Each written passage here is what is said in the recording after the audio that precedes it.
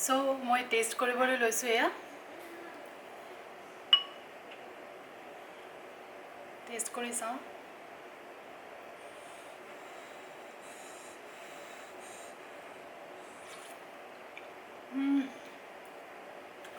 কি কম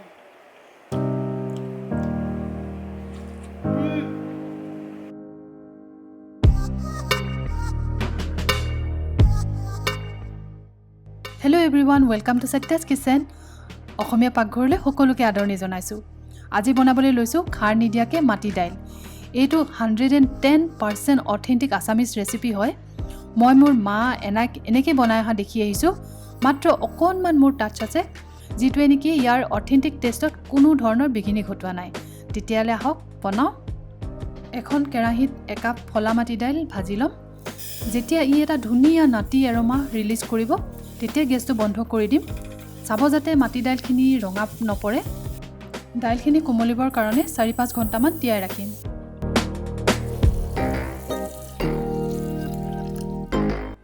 দাইলখিনি কোমলিলে ভালকৈ মোহাৰি ধুম আৰু যিমান পাৰি তাৰ পৰা বাকলিবোৰ আঁতৰাই ল'ম।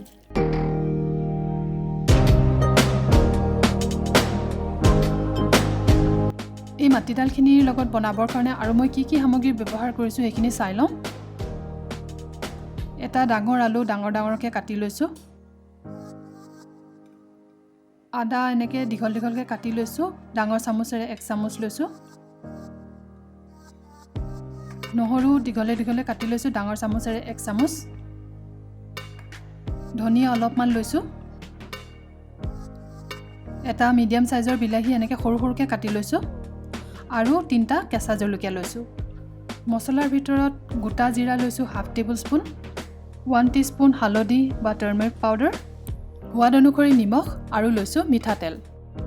এতিয়া এখন কেৰাহীত 1 টেবুল স্পুন মিঠাতেল গৰম কৰি তাত আলু কেইটুকুৰা অলপ ৰঙা হোৱালৈকে ফ্ৰাই কৰি ল'ম। এনেকৈ ভাজি ল'লে আলুখিনি দাইলত ভাঙি নাযায়। মই ইয়াত কেৰাহী বনাম। আপোনালোকে প্ৰেছাৰ কুকাৰ ইউজ কৰিব পাৰে, কিন্তু সঁচা কথা কেৰাহীত বনালে যিটো টেষ্ট পাব নহয় সেইটো কুকাৰত বনালে নাপাব। এতিয়া মাটি দাইলখিনি দি দিছোঁ আৰু লগতে অলপ পানীও দি দিম। তাৰপিছতে এড কৰিছোঁ সোৱাদ অনুসৰি নিমখ বা সল্ট। হালধি 1 টিস্পুনৰ মই 1/2 টিস্পুন এড কৰিছোঁ, বাকীখিনি ৰাখি দিছোঁ।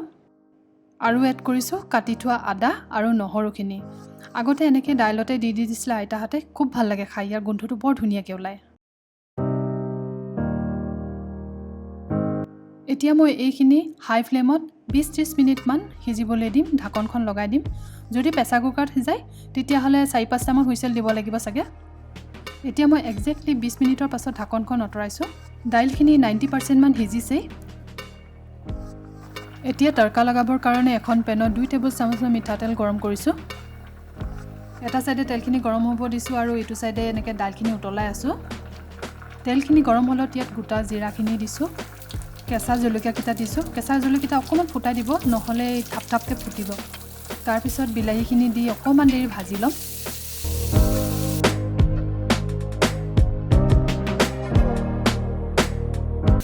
তাৰপিছত বাকী ৰৈ যোৱা হালধিখিনি দি দিছোঁ।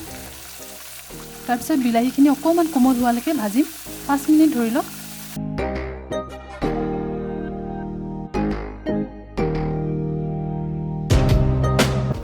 এতিয়া এই তৰকাখিনি উতলি থকা দাইলত দি আনাদাৰ 10 মিনিটৰ কাৰণে সকলোখিনি একেলগে সিজিবলৈ দিম ভালদৰে। শেষত ধনিয়া পাতখিনি অকণমান ছটিয়াই দিছোঁ। এতিয়া এইখিনি কথা কি ক'ম, কি ধুনীয়া গোন্ধ ওলাইছে। চ' মই টেষ্ট কৰিবলৈ লৈছোঁ এয়া। টেষ্ট কৰি চাওঁ।